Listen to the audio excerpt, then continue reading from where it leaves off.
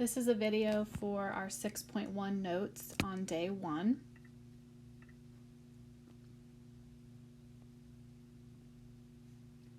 So this is reviewing slope, which is a big part of algebra. So slope can be represented in a multitude of ways.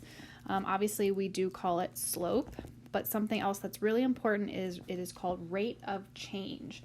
So if the directions say find the rate of change, it's really saying find the slope. The letter that we use for slope is a lowercase m. And another really common thing that we'll talk about is rise over run. Rise would be the up and down direction. Run would be the right to left direction.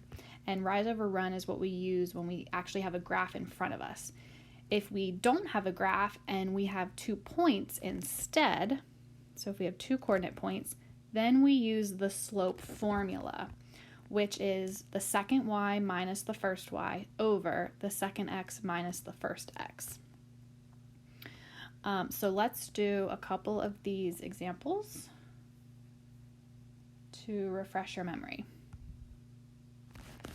So look closely at the video. This is my first x and my first y. This is my second x and this is my second y. So the slope formula says that I have to take the second y and subtract the first y on top. And I take the second y and I subtract the first y on the bottom. So visually, I like to do this. So this is -3 minus 4 on the top. And then I have 10 minus 2 on the bottom. So -3 minus 4 is -7, 10 minus 2 is 8. Make sure you double check to see if you can reduce. It is already reduced, so that is your slope.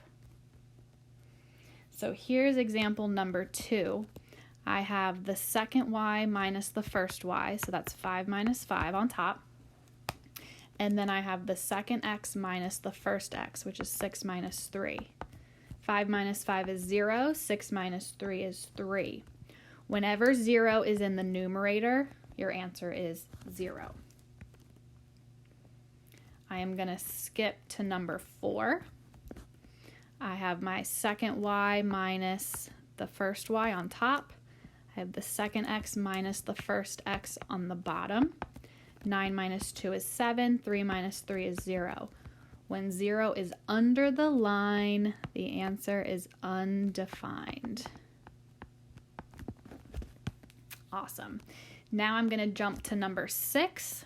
So we are looking for 2 points that are very clear on this graph because we're going to be using rise over run since we have a graph in front of us. So I would say this point is really good, and I think this point is pretty good where it matches the grid in the background. So what I like to do is create a little triangle connecting my 2 points vertically and horizontally. So remember, rise is the up-down distance, run is the right to left distance. So ask yourself, how many blocks did we have to go from this one that I'm highlighting in purple? How far did we have to go down? Well, we had to go down 2 blocks.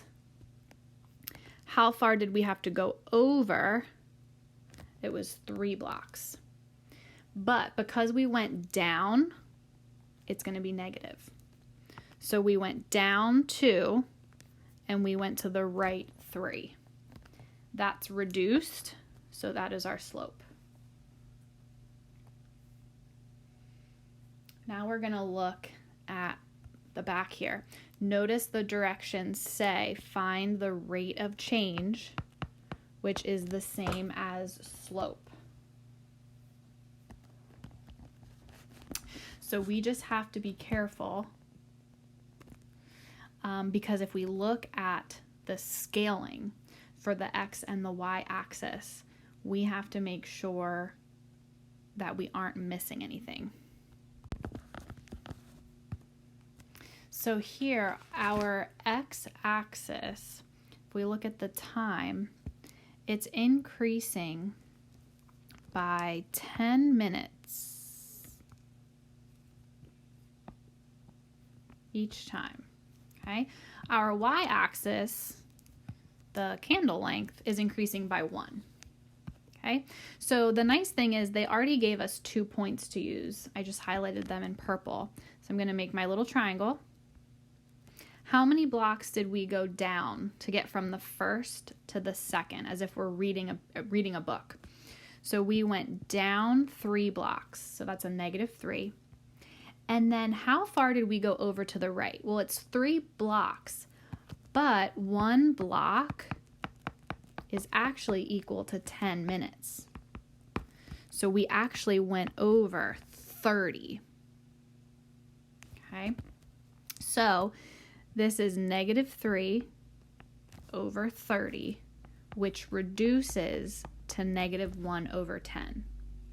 Okay, so this is -1 inches over 10 minutes. So what this is saying is, if you think about burning a candle, when a candle burns, it gets shorter, right?